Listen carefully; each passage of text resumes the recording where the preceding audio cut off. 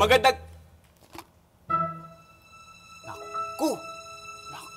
Naku. Di na naman yata lalabas ang araw, ah. Iba na talagang panahon ngayon, ano? Pero, di bale.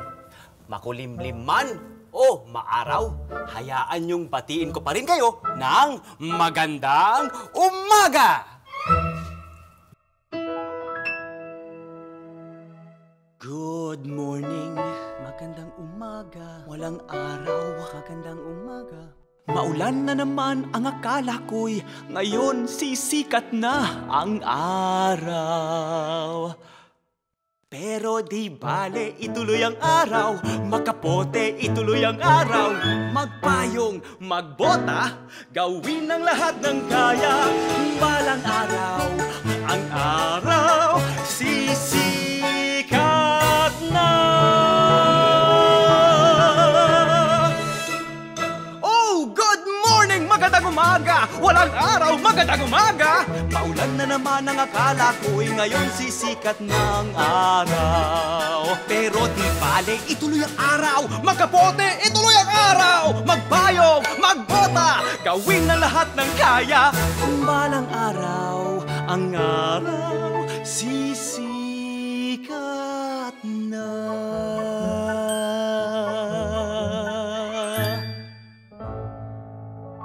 Inay Lena!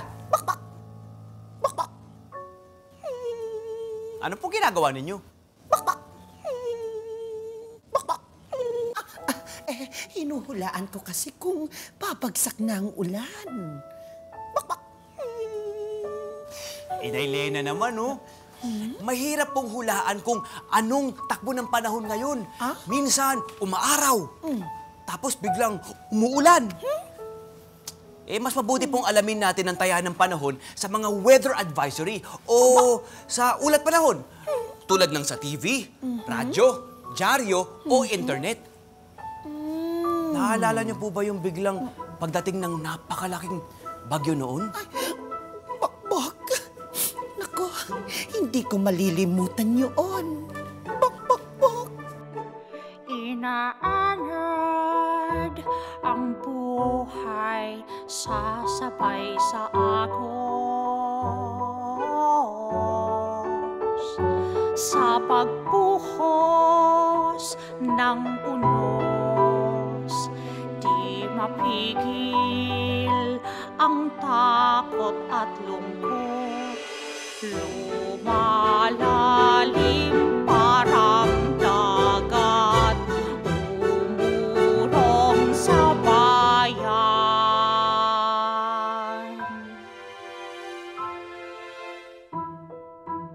Sana'y humupa kasabay ang ating mga luha.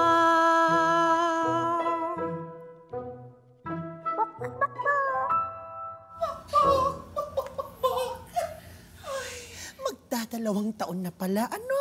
Hindi ba't sinagip mo pa nga ako sa itaas ng puno ng akasya? At doon tayo nagpalipas ng bagyo? Bakbak! Kitang-kita nga po natin ang pagtaas ng tubig. Bakbak! Maraming natangay. Ay, Kasama na po yung mga bahay at mga ari-arian. bakbak! Pati na po iba natin mga kapitbahay. Ay, bakbak! Unga.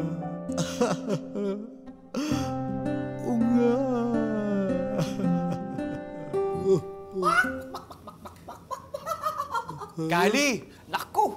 Ikaw talaga, oo. Bigla ka naman napakantar yan. Ay, muntik na akong atakihin sa iyo. Bakbak! Nga, pasensya na po, Kuya Tony Pet, Inay Lena, gaya nyo.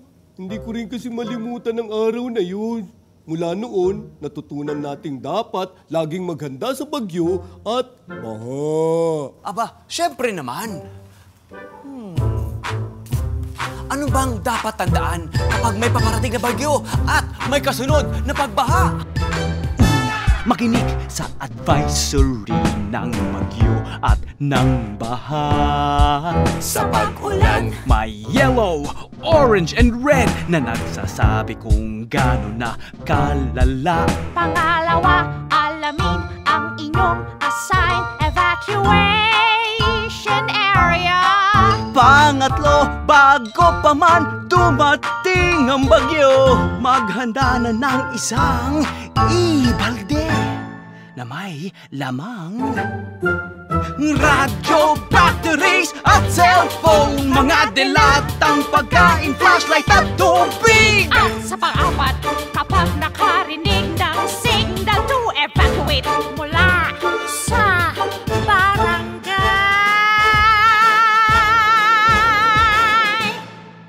lumikas na!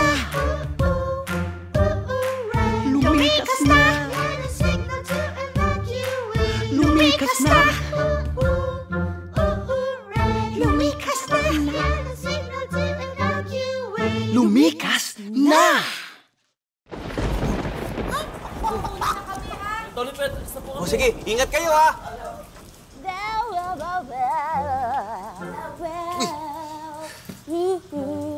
Brownie, narinig mo na ba yung pinag-usapan namin? Malamang hindi. At abala na naman yan sa pakikinig ng musika. Brownie! Brownie! No! Sorry po. Hindi ko po kayo narinig. Brownie, alam mo na ba ang mga dapat gawin kung sakaling may parating na bagyo o baha? Meron din. Meron din ako version yan. Wow, wow, wow. Yeah. Bibiro ang baha. Baha is not laro. Wag na mag-swimming, swimming. Don't play in the flood. Baka ano rin, di biro ang baha. Baha is not laro. Wag na mag-swimming, swimming. Kapag umaagos, wag nang tawirin. Wag din basta mag-vlog at baka ika'y makuryente. Kapag naman nauuhaw, inumin ay malinis na tubig. Di biro ang baha. Baha is not laro. Wag na mag-swimming, swimming. Don't play in the flood. Baka ano rin, di biro ang baha. Baha is not laro. Wag na mag-swimming, swimming. Kapag umagos, wag nang tawirin.